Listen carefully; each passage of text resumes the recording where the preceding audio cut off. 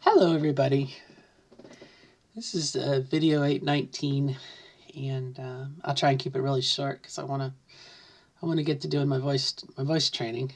I'm going to read some bucks, some text very very slow and enunciate my words, which I tend not to do when I speak with my voice. What's becoming my voice? This voice is becoming my old voice. But anyway, let's keep it on task. I just want to kind of touch base on something that I noticed, and it has roots in something that a friend of mine posted on their Facebook page, which they'll probably see this later and go, stole it, or something similar. They made fun of me yesterday. They had every right to. But, you know, um, I think in the last, at least since I transitioned, okay, which is going to be 7 years, okay. Before I transitioned, and this might have been my own doing, my own personal hell that I did for myself, is I thought that to transition and be successful, I had to be stealth. And the goal of my transition was to be hidden in the background. Excuse me. There were no trans women at my company that I know of when I transitioned. I was one of the first. And, it was just kind of on the rise of kind of coming to the forefront. And I only say that because the department it was like Humana created as part of their inclusion and diversity, they were rolling out. They were like, what do we need to do? And they, reached out to me and they're like, we're going to write the procedure that it was like a learning experience for my company HR department and for me and for Humana's medical, because you had to get prior authorization for procedures and HRT and everything else. So it was kind of like they wanted to be very forward thinking and saying, okay, this is going to happen again and again and again, and we want to be prepared. We want to have a procedure. Da, da, da. So, anyway, but at the time, like I said, it was just this idea that to be successful, you had to be stealth,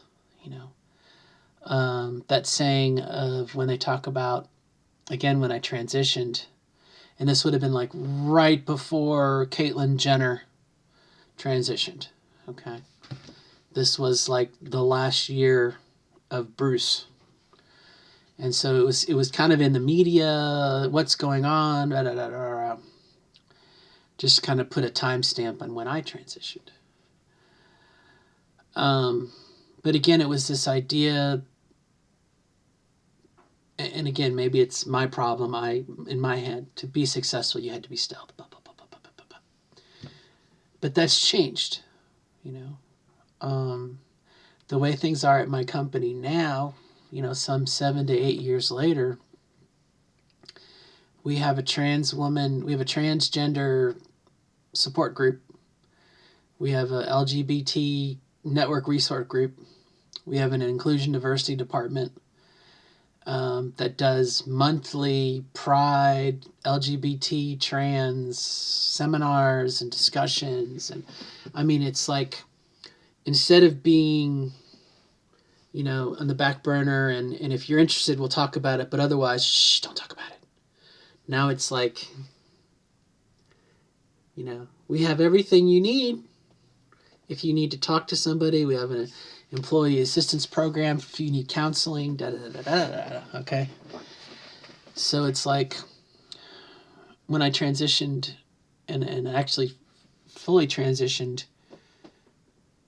would have been like 5 or 6 years ago. After my year, and it was kind of hush hush. Whereas now, it's something to be embraced and assimilated, into the company.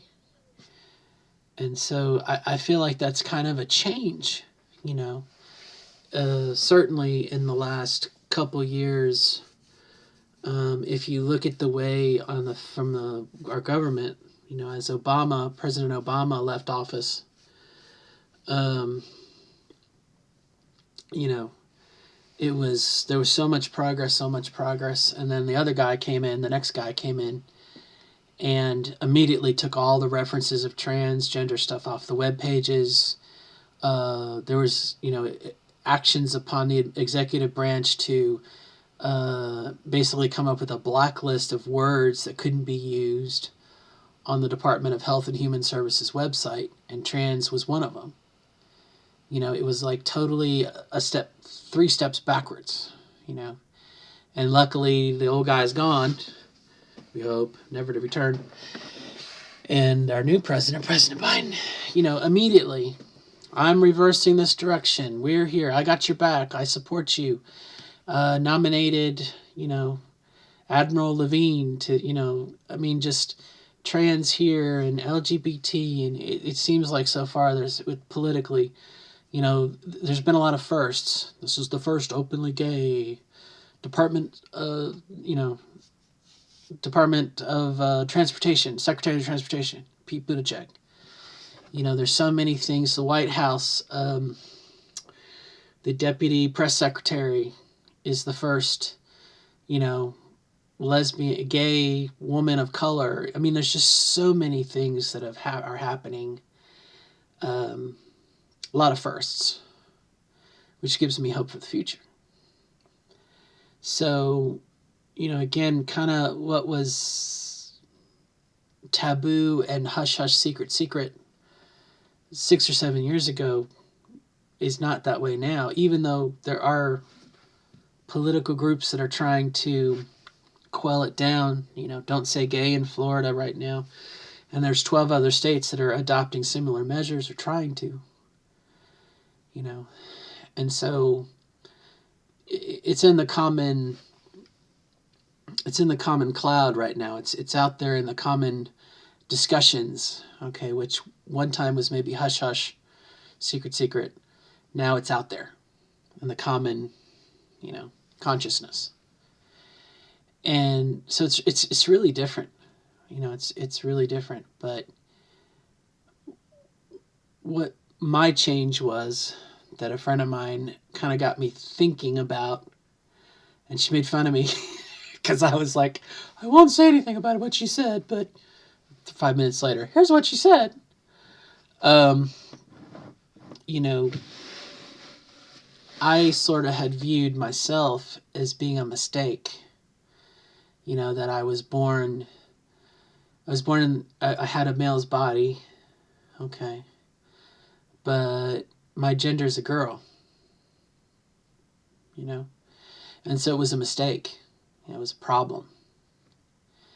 And I think what I'm shifting gears on a little bit is that while it's not, hooray, I'm trans, it's, well, I'm trans, The idea in the 90s when I transitioned the first time, I lived as a woman for a year. I was on hormones, blah, blah, blah, all that wonderful stuff you do.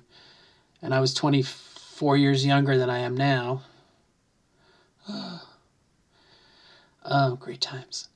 Oh, don't derail yourself, Robin. I could. Again, it was hush, hush, secret. The concern was, well, what am I going to do if I date somebody and, and when am I going to tell them that I'm trans, in my mind, it's totally different today. Not only will my potential romantic interest know that I'm trans, but I'm not going to hide that I'm trans. You know what I mean? It's like, well, that's loser, right? It's like, I'm not going to advertise, okay? But it's my identity as opposed to being something I'm kind of ashamed of or something I need to work on, or, you know what I mean? And I think about the children today who have the parents that support them and love them, and they're going to have their own sets of challenges. But it's, I hope, the growing up feeling confused and something's not right with me and I'm going to suffer until I'm 18, even though that's definitely what some legislatures like Texas want to happen. Texas and Ohio, and likely Florida, Alabama. Okay. But, there's a possibility, especially if we get the Equality Act passed, that will be on its way out, I hope, knock on wood, that a child can get support and the love and support that they need. Like I said, there are parents who will who fight tooth and nail for their children to be represented and whatnot. I guess I'm thinking of Kai Shapley out in Texas and her mom. And I mean, to have that parent in your corner, I mean, I can't imagine my parents, But anyway, my experience is very, very different. And I'm very, very happy to see this kind of continue. But what my friend said that really kind of was like opened my eyes a little bit was the idea of saying, I wasn't born a boy. I was born as a trans girl. Which follow the logic, follow the situation, the details of it. But the way that I was looking at it was a problem that needed to be corrected. There's a problem, there's something wrong, it's bad. And that's me assigning those adjectives to it. Okay, the mood that I'm setting is, again, hush, hush, secret, secret. Whereas now it's like, we can hope, being born with something that is correctable, like, I'm not going to say not jaundice, but, maybe having webbed fingers or, like something that's a biological variation that you can fix with surgery. Or I'll use a good example from my life. I was born I was born with my ankles reversed. Okay. I can't explain to you what it was, but my ankles were, how like Forrest Gump in the movie, he had to wear the special shoes. When I was that young, like I had special shoes too. I had the braces to keep my feet, because my feet were off, and they broke my legs and refixed them to be, so I could walk without the braces, and I mean, wouldn't it be nice in a couple years to think that, a child is given the love and support no matter where they're born around the world, and to get the care and support that they need, the counseling, the medical help, blah, blah, blah, without a group of people trying to make their lives a miserable existence, But again, back to kind of what my friend kind of said, and kind of my change in perception is, again, before it was like I had to hide it. I had to be, it was not something I wanted to talk about. It was not going to, but now it's like I'm accepting that as my identity, and I mean, I'm an idiot. but that was the way things were, I think back to when I wanted, so starved for attention. I would go to board game nights at different places, like the Louisville Game Shop. I think their board game night is like Tuesday, and then at Heroes Comics here in Louisville. Thursday is board game night, and there's another place that there's another Wednesdays there. I guess it's 3 days in a row, but it was like I was looking I was looking for trade. I was looking for action, and you know, again, I wanted to hide that I was trans, or I didn't, like I could, if I could. But now I wouldn't do that. Now it's my identity. It's something that I am going to be for the rest of my life. It's the way that I've always been. And my spouse or whoever I meet, if I end up meeting somebody, it's not something I'm going to try to hide from them, or, I kind of look at it as an asset, to be honest. All the things that you would do with your high school friend, play D&D, play video games, have a couple beers and have chicken wings and goof off. Your best friend from high school or whatnot, you're one of the guys. That's what I am. It's just I'm a woman on the inside, and I've tried to make the outside match the inside, and I'm trying to make the I/O port here, the communication, also match that. That's my next project I'm working on. Is to get that aligned, and I don't know. I know there's kind of a sexual. I guess they call them trans chasers. But I wonder if there's a group of people, cis guys, who, whether they know it or not, they're looking for that.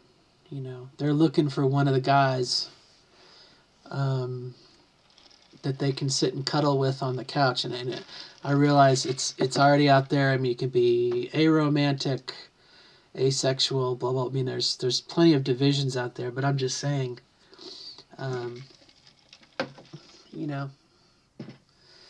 that's kind of my thought.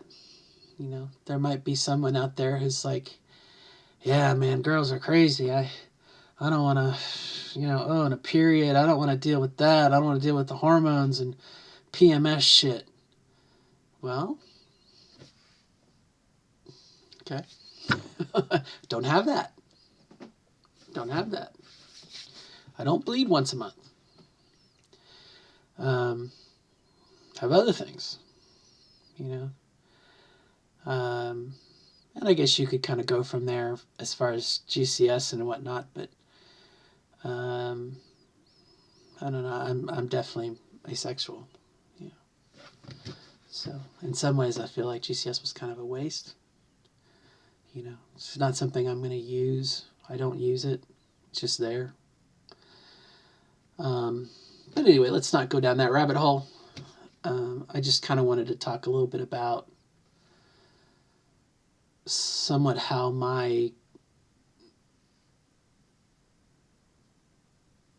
I'm changing, and how I'm, my identity, how I identify is changing. And it's somewhat mirrored, I think, by how society is changing. And I think how things are going to kind of continue. And I made mention of this before to my daughter. If she survives being a teenager, her peers, they're gender fluid, they're non-binary, they're a whole different cream of the crop. I mean, they're a whole different, way more diverse than the current generation, and way more diverse than my generation, and way, way, way, way, way more diverse than the people that are currently sitting in state legislatures in Texas and Florida and Ohio and, these people that are like, without getting into a political discussion, for whatever reason, choosing to pick on transgender people. You know, those politicians wouldn't stand a chance. They're not going to stand a chance in 10 years. I mean, like I said, when you let these kids that are in high school now vote and they get organized, you know, it's going to change. Anyway, it's the Colonel. So on that note, I will end the video. I'm going to do some voice training, and it's kind of been fun to do that. I hope I sound better. It just takes practice. And regardless of how I sound,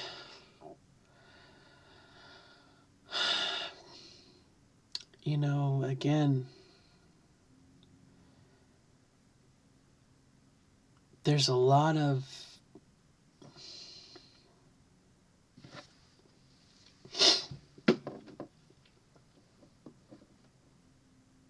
I didn't realize how much I hated myself.